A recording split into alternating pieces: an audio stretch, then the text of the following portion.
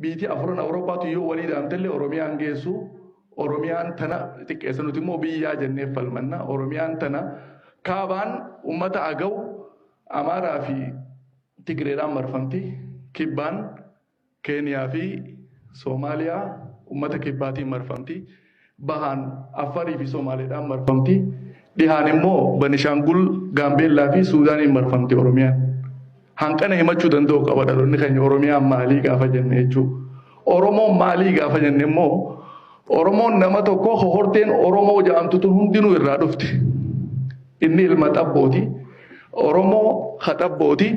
Xabboo, Waaqoo, Daadhii, Uttee, Bittee, Walaabu, Jillicha.